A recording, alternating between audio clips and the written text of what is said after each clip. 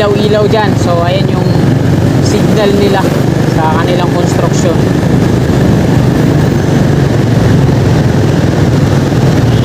Bali isang lane yung inukupahan nila dito. At andito na yung ano nila, yung rig, drilling rig. Ito yung status ngayon dito mga kasikap. Yung construction ng off-ramp na nagkakalaga ng 3 to 5 billion pesos. Yan o.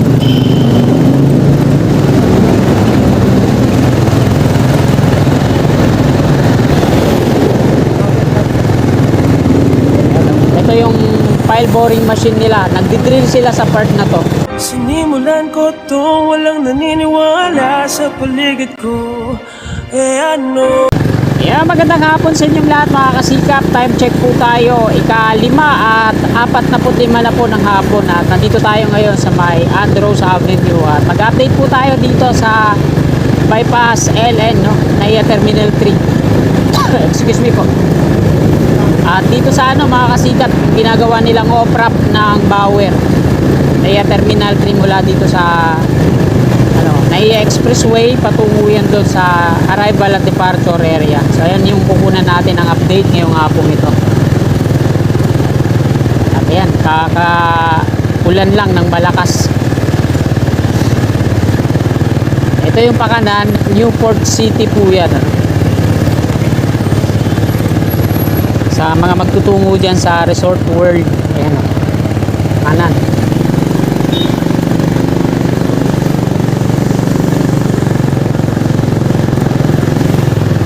Ito naman sa kaliwa natin yung on-ramp patungong NAIA Terminal 1 and 2.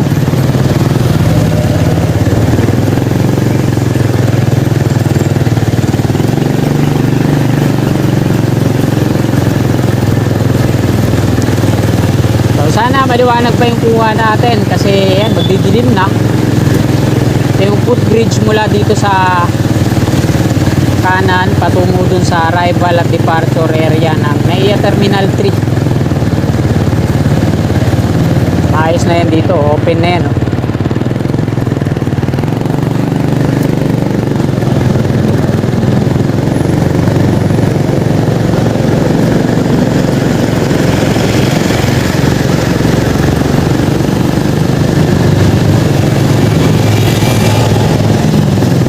Malapit na tayo, dyan lang yan sa may hotel sa unahan, yung umpisa ng off-ramp.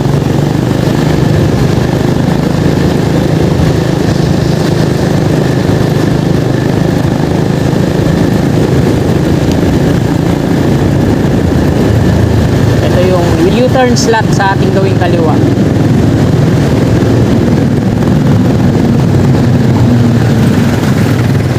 At ito na, yan yung ilaw-ilaw dyan. So ayan yung signal nila sa kanilang construction.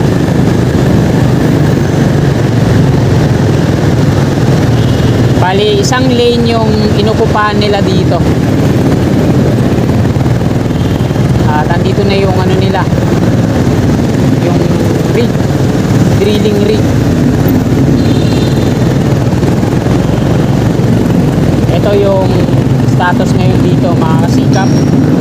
Yung construction ng off-ramp na nagkakalaga ng 3 to 5 billion pesos. Yan o.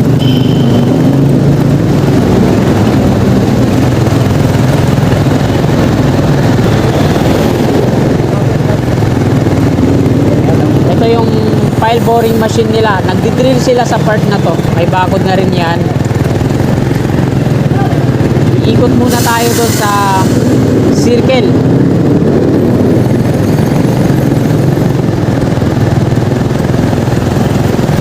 Ito yung barracks ng Bower. So andyan yung ano nila, bentonite container tanks at yung batching plant. At ayan yung gate niyan dito sa harapan natin sa kaliwa. So okay na dito yung ginawa ng Binswell, yung 3 lane.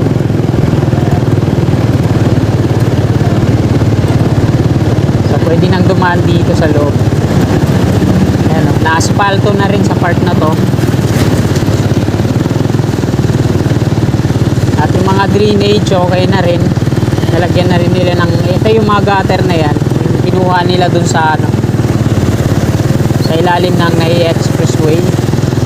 At ayan, unti-unti na rin pinull out ng Bidswell yung ano nila dyan, barracks.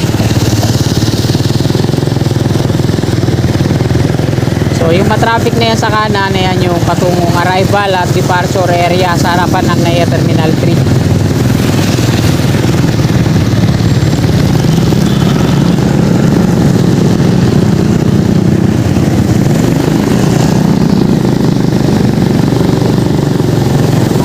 Steel casing ng power nandito.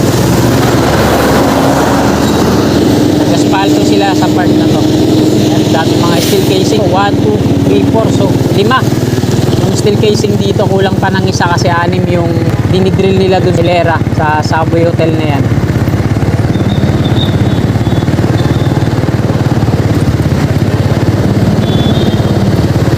Ito yung mga lupa na nandiyan dyan, mga kasigda. Galing yan doon, no? Yung dinidrill nila sa tawid. Andito pa yung ibang mga drilling bucket, dalawa yung nandito. So nandito tayo ngayon sa may circle. Ito yung mobile crane. Kasi ito yung mga steel casing na nandito. So 5 yung steel casing na nandito ngayon.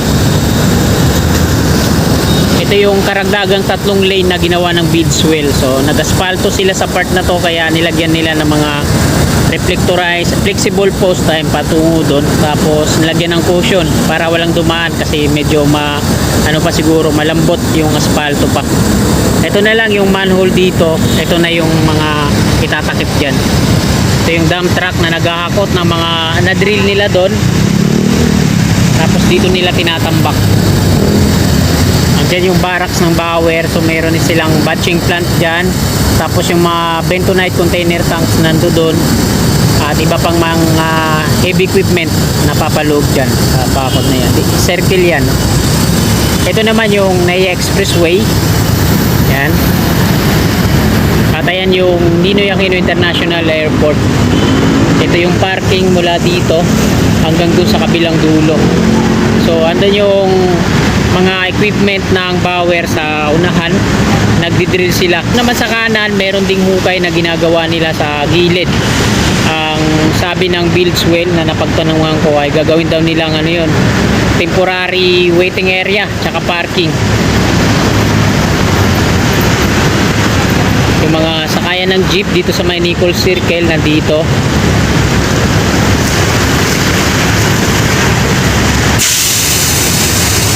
Ayan po yung update natin ngayong gabing ito. So gabi na kasi dito sa NAIA Terminal 3. Ito yung bypass LN.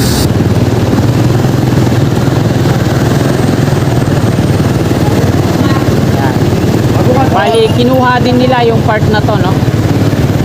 Nilagyan nila ng mga plastic cone tsaka flexible post. Babalik tayo, doon tayo sa may U-turn slot, liliko. So hindi tayo pwedeng pumasok dito ng ano kasi maraming mga bantay. Ayan. Pa-counter pala dito sa kaliwa natin. Bali, 2 lane lang yung mga patungong Gate 3 Plaza. Ayan. Naporing na rin yung pavement dun sa tawid, oh. Yung temporary waiting area nila sa kanan. So ayan po yung kaganapan ngayon dito sa ilalim ng NAIA Expressway, harapan ng Ninoy Aquino International Airport. Bali, mga patungong Gate 3, 2 lane lang, kabilaan. Nilagyan nila ng flexible post, palatandaan. Tapos dito sa kaliwa, kung maka-counter, ano? Ayan yung Ninoy Aquino International Airport. Madilim na dahil alas 6 na. At eto, mag-U-turn po ako dito. So ito yung nakatalagang U-turn slot po dito.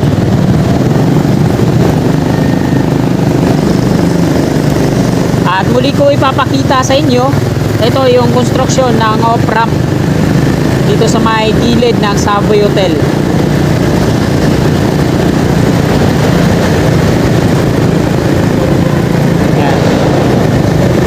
Dito sa kanan po yung mga dinidrill nila. Bali, 6 po dito yung ididrill nila. Ito yung una dito sa may Subway Hotel. So nakapag-drill na pala sila dyan. Ayan oh. Dito yung mga equipment nila. So pangatlo na to yung dinidrill nila dito sa part na to, no? May mga steel casing na pala na nakabound dyan sa dalawa. Ito yung pangatlo. So nandito yung ano nila, yung pile boring machine. Ayan oh. Tapos na yata mag-drill. Bali lalagyan na lang ulit ng ano, steel casing. Tapos tatlo pa yung i-drill nila dito. Hanggang dito yon sa dulo. Ayan o. Yan sa may mga naglalakad. Ayan yung BP-06 yung nandito. Ito. Ayan. Sa may naka-white. Ayan yung last na i-drill nila. So di ko alam kung hanggang kung tatawid pa dyan sa expressway yung magiging viaduct or dito sa kaliwa na yan yung circle din. So tabayan na natin yan mga kasikap. Kaya kung interesado kayo sa proyektong to na masubaybayan, mag-subscribe na kayo dahil lagi po tayong mag-update dito dahil dito lang ako nag-work sa may Villamor Air Base. Ayan mga kasikap, dito na po nagtatapos tong video na to. Maraming salamat sa walang sawa at kumpain yung suporta lalo mo sa YouTube channel at sa mga kasikap natin na bagong naka-subscribe sa aking channel. Magandang gabi, lagi po tayong mag-iingat at God bless po sa ating lahat.